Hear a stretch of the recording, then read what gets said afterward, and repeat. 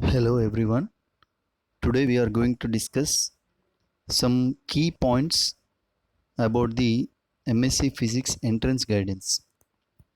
Now I am introducing myself. I am Bunni Vinay Kumar, lecturer in physics. Presently I am working in Government Degree College, Siddipet. Today we are going to discuss some different concepts in the MSc entrance. In that, as a part of MSc entrance syllabus, let us take a look on the mechanics.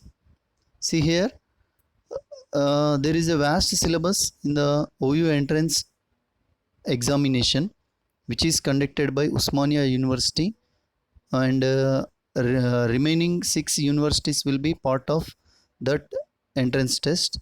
In that, the physics syllabus is very much vast syllabus. In that, the mechanics play crucial role. See here, in this mechanics, now I am going to discuss the vector analysis. In this vector analysis, actually, as far as now, we are already well known about the vectors and scalars. But sincerely, I am giving a review on that vectors and scalars. When you say that one physical quantity is a vector and one physical quantity is a scalar, that is a small difference, that the physical quantity which has direction also, that means, see here, a physical quantity which has magnitude as well as direction is called as a vector. So direction is mandatory in these physical quantities. These physical quantities are displacement, velocity, and acceleration. These are the most relevant and most fundamental physical quantities.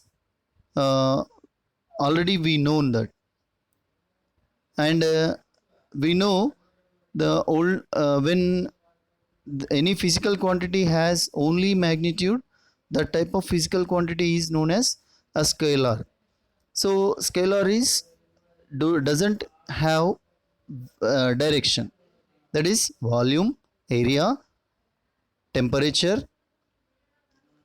so many different things are there which has only magnitude. So in that, we are already well known about the addition of vectors, subtraction of vectors, and as well as multiplication of vectors. In the addition of vectors, when two vectors adding, then you will get a different vector. If A is added to B, then you will get a resultant vector R equal to A plus B. So we are already familiar to addition and subtraction, so that I moved to the multiplication topic. In that multiplication, dot product and scalar products are well known to us. The dot product is nothing but the scalar product, because after getting product, you will get the resultant as a scalar quantity, so that it is known as scalar product. That is A dot B equal to AB cos theta. So what is this AB cos theta means? Here A is a vector and B is also vector. When two vectors are making a product, that means along the direction of A, the component of B, that means horizontal component of B, that is B cos theta, that gives the product of these two vectors, that is A dot B, that is AB cos theta. Now if theta equal to 0, which is the angle between the two vectors, that angle is 0, then the A dot B value will be magnitude of both AB, that is the maximum value. So when both are parallel to each other, 0 degrees means parallel to each other. When the two vectors are parallel to each other, then the dot product will give maximum magnitude value. So here there is no direction in the resultant value, so that it is called as a scalar product. And if theta equal to 90 degrees perpendicular to each other, both vectors, then the resultant will be 0. Here when any person carrying a huge bag or any material on their head and walking along the road, that means he is making a displacement, and force is making direction along the upward direction. That means the both physical quantities are perpendicular to each other, so that the work done is 0 in that manner. So here F dot S equal to Fs cos theta, that is nothing but work, and power equal to P equal to F dot V, force into velocity. These are the dot product physical quantities. Now see here, cross product is A cross B equal to AB sin theta into n cap. That n cap is a unit normal vector which is perpendicular to the plane forming with the two vectors A cross B. In that AB forms a plane and n cap is the perpendicular normal vector to the plane of AB. So here in the resultant n cap is there, so this A cross B is the vector product. So in the resultant vector is there, so it is known as vector product.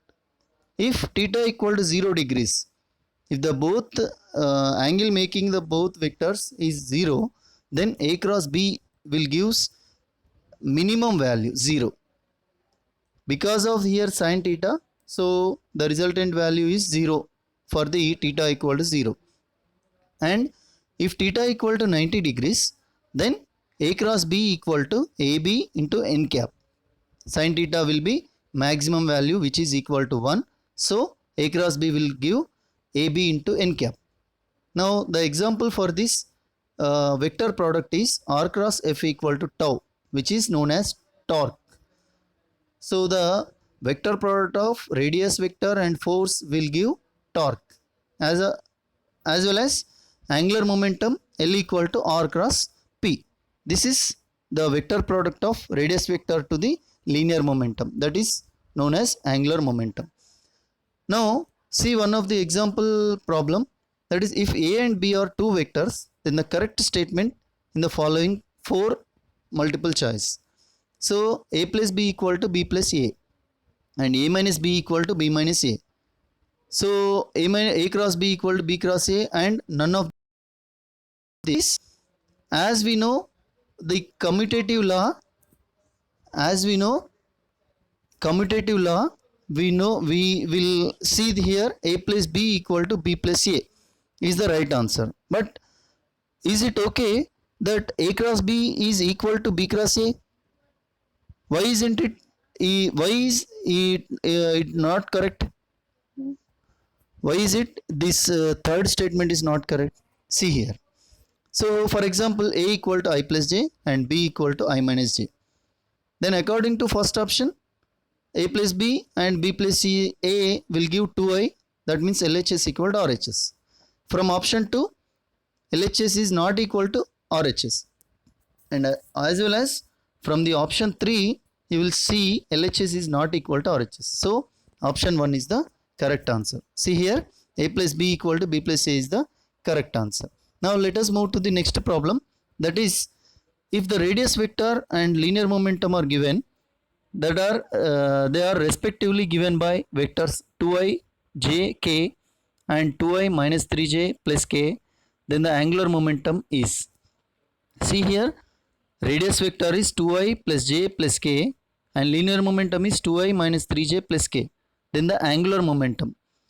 In the before slide you have already seen that the angular momentum L equal to R cross P. So here cross product of R and P. So what will be the answer?